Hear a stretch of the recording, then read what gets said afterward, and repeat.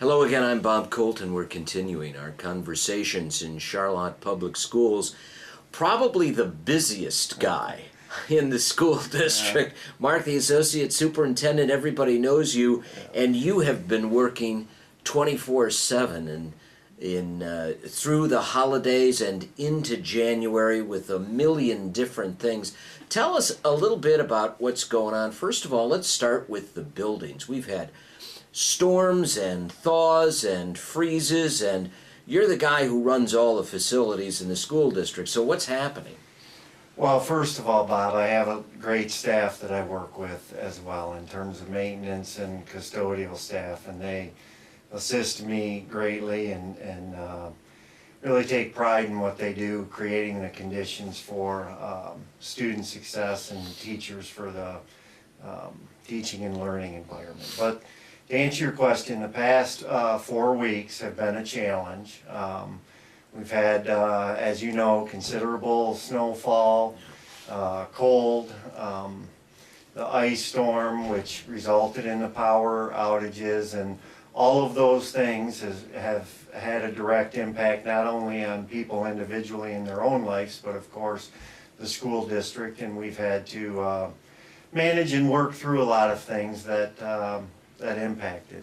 So what happens to a building? I mean, you're the guy who knows what actually happens to the building when you get some sort of bad weather. Well, as an example, the power outage, we were on holiday break at that time, and we were very fortunate that the high school, middle school, and the Child Development Center, and even Washington Elementary did not lose power. But we had 3 other facilities, the Service Center, Galewood School, and Parkview Elementary that did.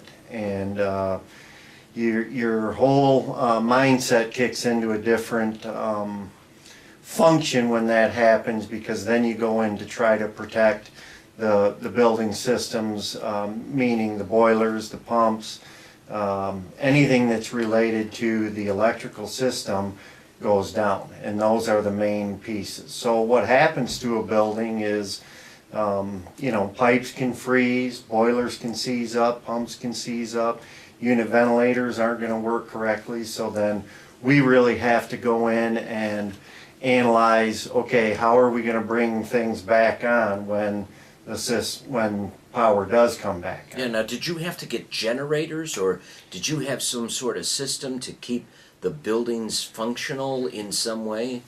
Well, it's funny you ask that. A couple of our buildings do have generators, but it's only for minimal operating systems, meaning exit lights and keeping coolers and freezers going in the cafeteria, the food service areas. The generators that we have do not have the capacity to keep everything running, the boilers and the pumps.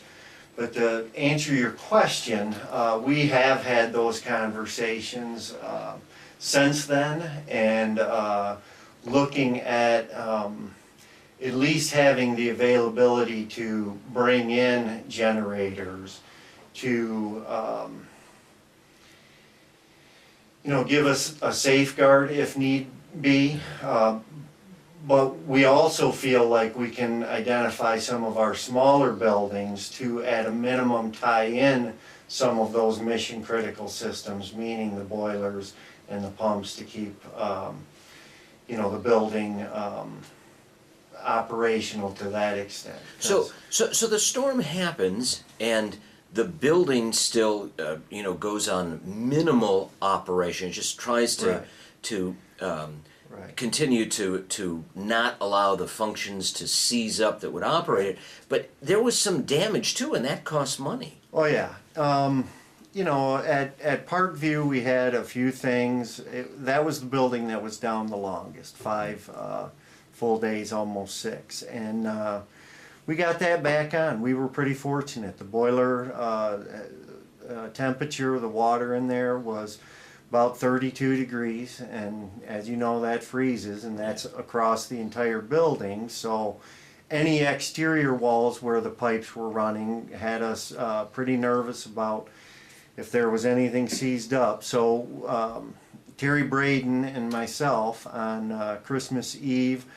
That's when the power came back on. We were here for almost 4.5, 5 hours managing that building, and then on Christmas Day we were also back here about 3 hours just making sure everything was operational and set. And quite frankly, I feel like it was time very well spent because the building didn't have as much as it would have. But so you saved a lot of money. Oh yeah, actually. saved a lot. But we've like, as an example, you know, the snow, the cold, and then the big warm up that we had, the big rainfall, and then 45 degrees in a period of 5-6 days. We've had a lot of what I would call roof breaches around mechanical exhaust fans or rooftop units, and you know, you just experience that big swing. It's just like your home, it can't sustain those big thaw freeze swings, so then you get some water intrusion. But a big building like a school, it has expansion joints Yeah. that allows the building to expand and contract, but when all of that happens, there are still little ways that water can seep in and cause damage. Oh yeah, and we've identified a lot of those, and it hasn't been as bad as one might think, but you know, when they happen and you walk in first thing in the morning and the classroom teachers opening up their space and water's on the floor or a ceiling tile is collapsed, I mean, we have to kick in and adjust and clean things up, and sometimes that necessitates shifting a teacher out for the first hour or 2 hours of their day so we can get in and clean up and you know, get it back to an environment where they can have success. Well, and so what happens when this sort of thing disrupts the transportation system? Because that's in your area too. Yeah, transportation's a whole nother animal. I mean, we were closed when we were coming back from holiday break, the first 4 days of break, because of the heavy snowfall. And you know, we take the transportation of our students very seriously in terms of making sure that we can get a bus down the many county roads that we run. And what I mean by that is more of the rural roads.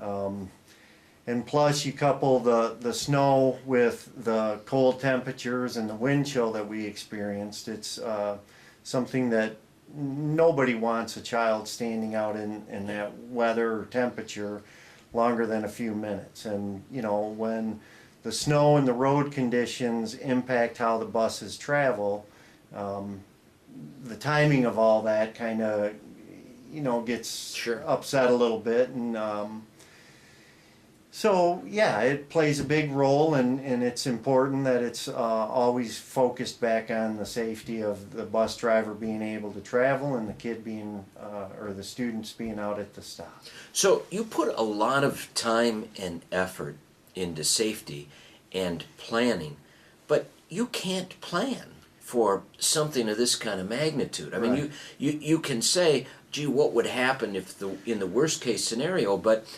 this is just an unexplained series of events. Yeah, and we've got, I would say we've got good relationships with, you know, the city and the county in terms of sending them information, because I drive the roads and make sure they're safe to travel. And then, you know, just the roads are one thing, but then digging out the buildings is a whole nother. I mean, having the parking lots, the sidewalks, everything cleared around fire hydrants and egress routes, and it's part of being operationally sound, and the functions. But it does take coordination, and it does take extra effort. And you know, this snowfall, just like other districts and communities and municipalities, you have to have contractors on board that are ready to work those extra hours. And we've got a great local contractor, and he really performed, him and his crew. So what have you learned? I mean, in every sort of experience, you kind of work through it and survive. And is there something that you take away from these series of events that in the rest of the winter you kind of say we're going to have to keep an eye on this or plan for it? Yeah, but each situation is unique. Yeah.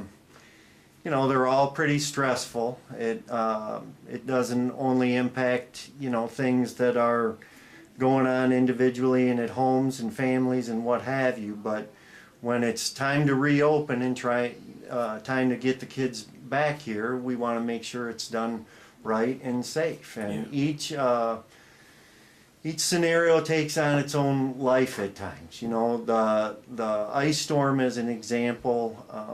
We were very fortunate because we were not in session, and we would have not wanted anybody traveling at that time anyways. Plus we had almost 3/8 of an inch of ice on our buses anyway, so I'm not sure we could have got the buses warmed up and, you know, ready to roll anyways. And the roads weren't in any condition. So I don't know, to answer your question, yes, you always take something away, but each circumstance is unique to itself. Yeah, and so let's take the ice for example, because it can still happen at any time. There's really nothing you can do when you have a catastrophic event like the ice storm. Yeah. And so you have to respond and you have to see what happens, because you don't, I mean, you can make contingency plans and have contractors, but the situation of the buses freezing, you can't have kids out there, you certainly can't have the buses freezing. I guess one thing, now that I'm talking with you here, a few years back, we always have a risk assessment done by our insurance provider. And one of the things we talked a few years ago about was just on our sites cleaning up any trees or any area that had wires running it to our building. And we've done a real good job of that lately in terms of trimming things back and removing trees, just like Consumers does or another utility provider, just as another safeguard on our own end. Again, to keep us operationally functioning.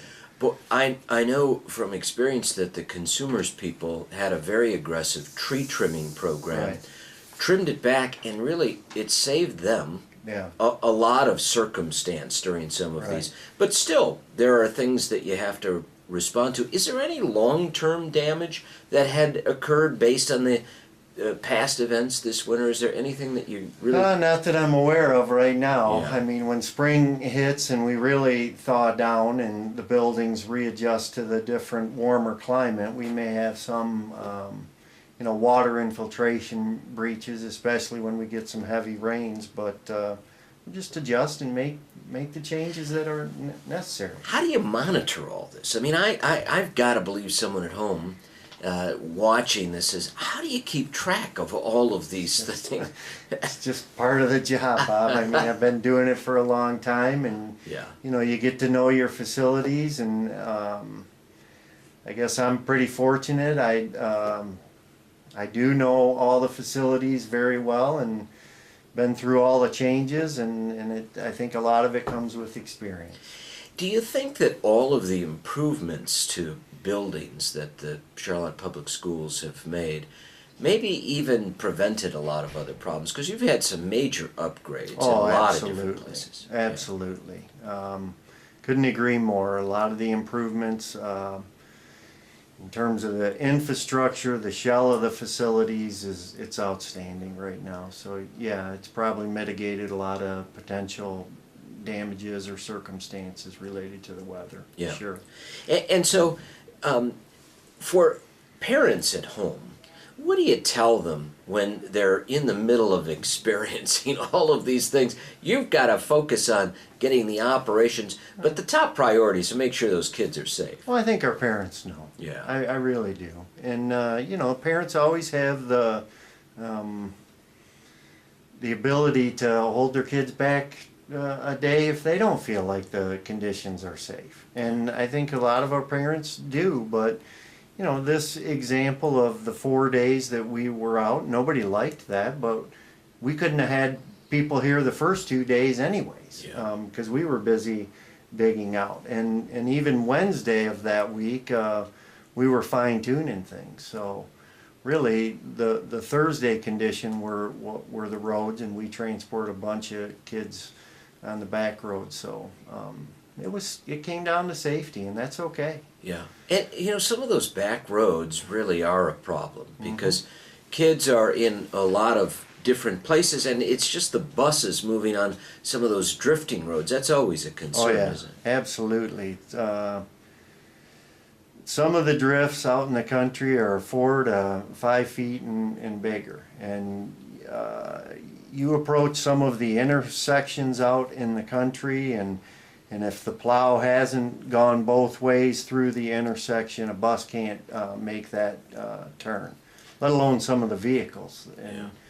And you know, even student drivers that come in the morning, and that's a big concern, and I hope people register that. I mean, you and I may drive our regular route to work or wherever we're going, to the store or car wash or what have you, and that's the route we drive, while our buses go all over. And that's what I hope people realize, is it's not just the paved roads, or it's not just the regular road that they're driving. It's all the roads in our school district that bus has to travel. Yeah. So you've met the challenge, I think, short term in the past, and now. So what do you look forward to in the rest of the year? What's on your agenda? Spring. Warm Get it. weather. You know, 50s and 60s. It's always better when it's raining. Yeah, those are better problems to have sometimes. Yeah. Huh? No, the balance of the school year will go fast. You know, I always look at winter as 5 months: November, December, January, February, and March, and we're halfway through. And you know, we always have an odd snowstorm or something in March or even in April, but usually once we hit the 1st of April, we're really turning the corner, and the weather gets better, and it eases some of the, you know, transportation, road concerns, parking lots, what have you, even heating season. You know, when you can wind down heating season and you're not you know, getting those calls of my room's cold, or my room's too hot, or my unit ventilator is making a ton of noise, or something's just not right, you know, those seem to temper themselves as the temperature creeps up. Well, So, Mark, congratulations. You've navigated the Charlotte Public Schools through the storm, you and your team, and hopefully we'll all look forward to the spring and warmer weather. Yep. Thank you, Bob. I'm Bob Colt, and we'll continue our conversations in Charlotte Public Schools.